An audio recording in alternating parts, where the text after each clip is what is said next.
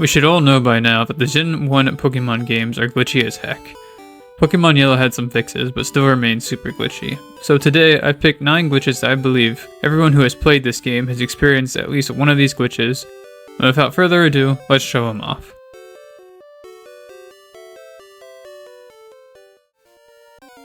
I'm sure the first glitch is one a lot of people experience, as it's not too difficult to meet the criteria for the glitch to work, and it involves items that are relatively useful. I am talking about the PP Restore glitch, and you'll notice here that all the moves I have for Arbok are at maximum PP. I am not missing any. However, I'm still able to use Max Ether on Poison Sting. That is because I've used a PP up on it before, at least one, which will increase the maximum. You'll notice that it does not work when I have a move with maximum PP but has not had a PP up used before. So essentially, using one PP up on a move is enough to trick the game into using a Max Ether if said move is at maximum power points. The same is true for the Max Elixir when a Pokemon has maximum power points for all its moves, and at least one of its moves has its maximum boosted from a PP up. However, this glitch will not occur with a Pokemon with full power points and no PP ups used. It's also fun to note that Elixir is spelled incorrectly in this generation. This glitch might be easy to trigger, however, it would still be rare to occur as not many players will try to restore PP when their Pokemon's power points are already full.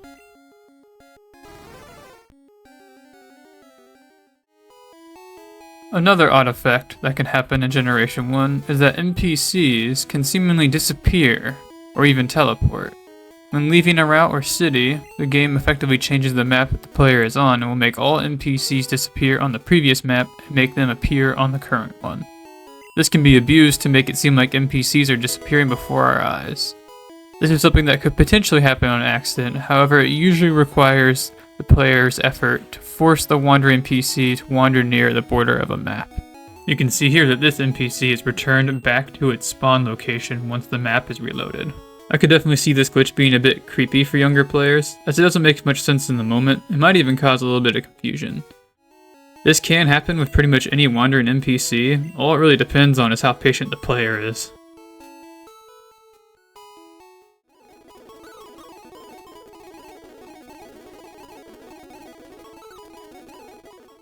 The next glitch is a glitch I believe a lot of people have done, but not on accident, as the timing of the glitch is a little tight.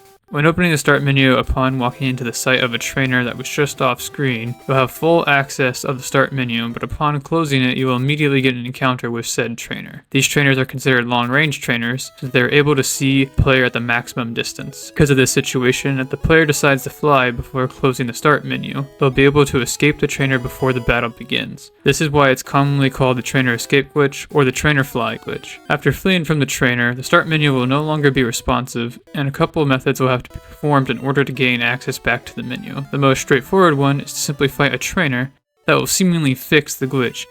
However, the trainer that we originally escaped from is still glitched upon returning back to the route where said trainer resides.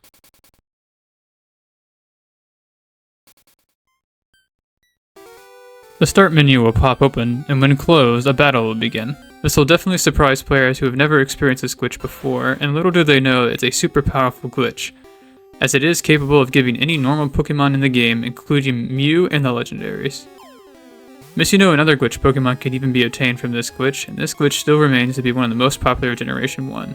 Did you ever stumble upon it before it became popular?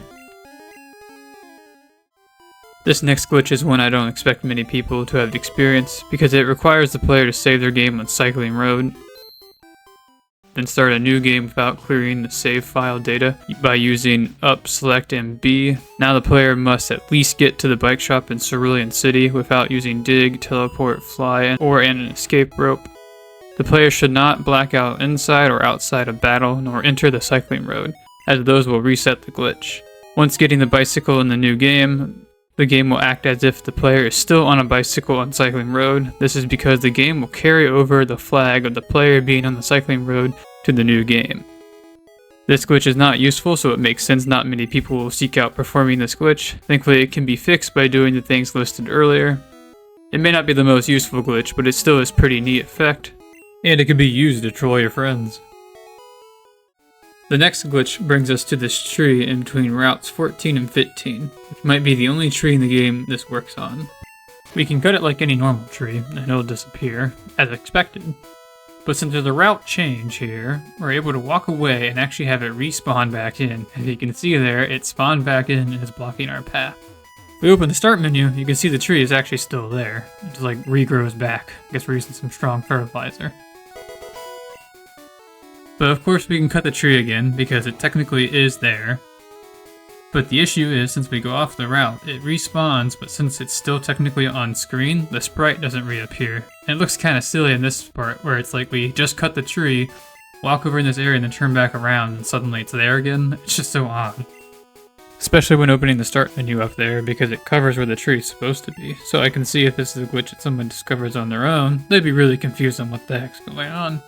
Let me know if you guys experience this glitch yourself. This glitch is one I'm confident that many people have experienced frequently. I will say though that it's not much of a glitch, but more so a mistake. It's called dual type damage misinformation, and happens, like you guessed, when dual type Pokemon take damage.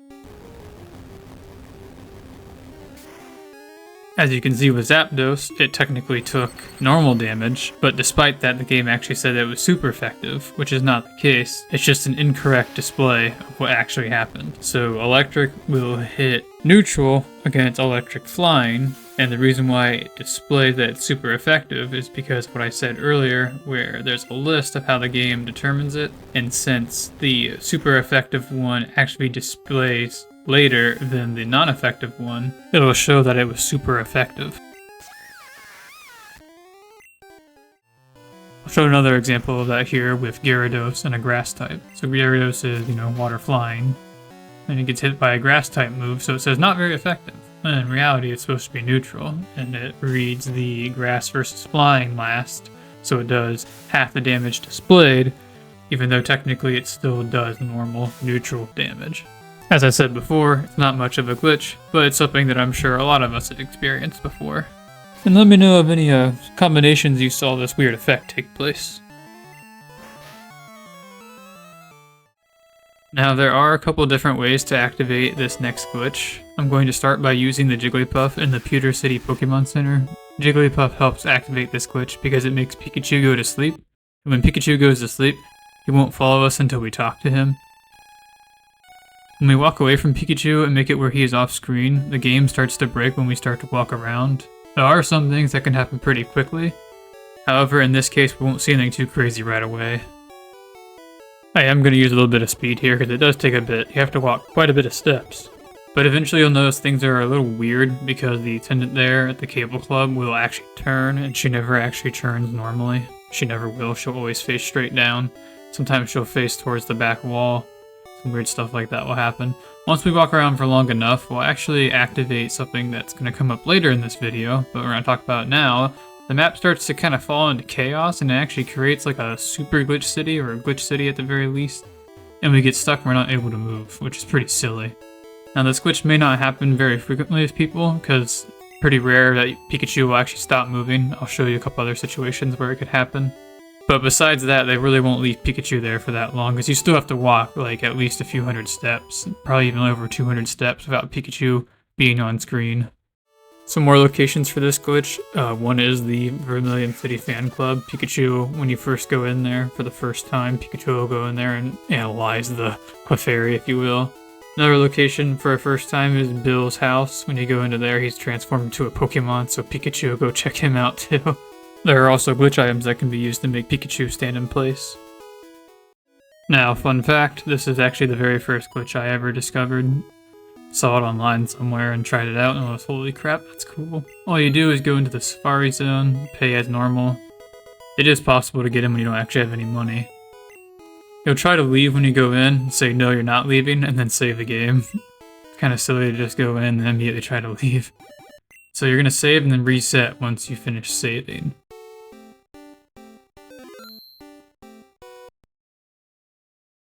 Once loading back in, it's good to go into the building and try to leave. He's gonna act like we're trying to go into it, because it's just glitched.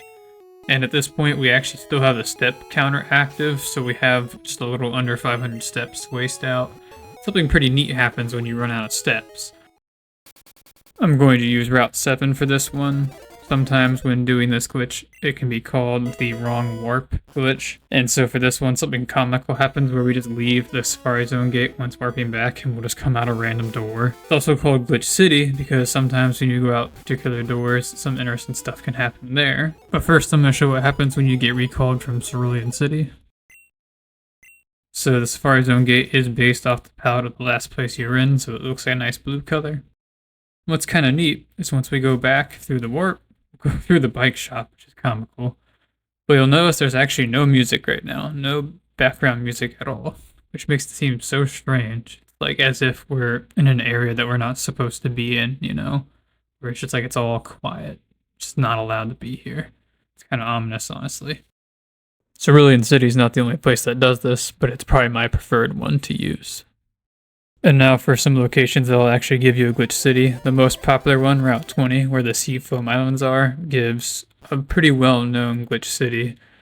Mostly because some glitch cities you're not able to navigate at all. This one, you can actually go walk around a little bit if you walk down. You can see Pikachu kind of just glitched off out of existence up there. Kind of silly. There's some places you can go on this one. If you go to a certain spot, usually to the left in my experience, it'll actually all turn into water. So you're able to surf. And if you navigate carefully, you're actually able to surf for quite a while and even crash the game. However, I'm just going to get a whole bunch of wild encounters and then eventually get stuck into another version of Glitch City. So let's see a different route. Route 6 is another route that's going to be pretty well known for this, thanks to a certain YouTuber that I know of, and that many of you should know of as well. This route looks pretty neat. It's also pretty open and has a lot of double ledges too and offers quite a bit. You can also get access to the water this way too. It's not quite as good as the other one when it comes to access to the water, but this one has a little bit more variety, and you can walk around more freely, honestly. You can even use it to where you walk on water sometimes if you jump off a ledge onto water. It's pretty neat. And this is the reason why Glitch City is usually so cool, is because it's like a new map that's pieced together very horribly, of course, but it actually gets even worse than this. If we get recalled from Route 1, we get greeted to a very, very tight and kind of messy glitch city. These are the ones where it's like, it's kind of dangerous to go to and save, especially if you don't have a flyer. Thankfully I do, but in theory, this glitch can be devastating for your save file. Because if you go to a glitch city and can't leave, you can't fly away, and you're saved and you're stuck there, you pretty much can't go anywhere. Thankfully there's some glitch cities that offer grass, so you could technically faint from those to black out, but it's just a bad idea. Let me know if you ever experienced this glitch, or better yet, let me know if you've never even heard of this glitch. I feel like that's less likely. Now for the final one, you guys should be pretty familiar with it too. I've shown it before myself. The YouTuber I mentioned earlier has shown it himself. And all you really do is just do that thing from earlier where you push an NPC in a certain direction and to where they can either interfere or get close to the edge of the route. In this case it's both. And it'll interfere with the talk with Professor Oak, and once he catches this Pikachu that he magically found on Route 1 somehow, and then also caught it with the only Pokeball he has. But as I was saying, to the point that she will actually get in the way when we try to follow Professor Oak, and it will lead to an issue. So we'll bump into her, start to walk the wrong path, and then immediately get stuck into a wall and cannot move. We are stuck here and the game will go on forever, pretty much.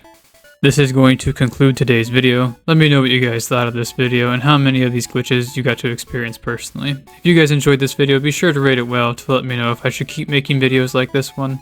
Anyway, thank you guys so much if you made it this far in the video. You guys are awesome. Take care and see you guys next time.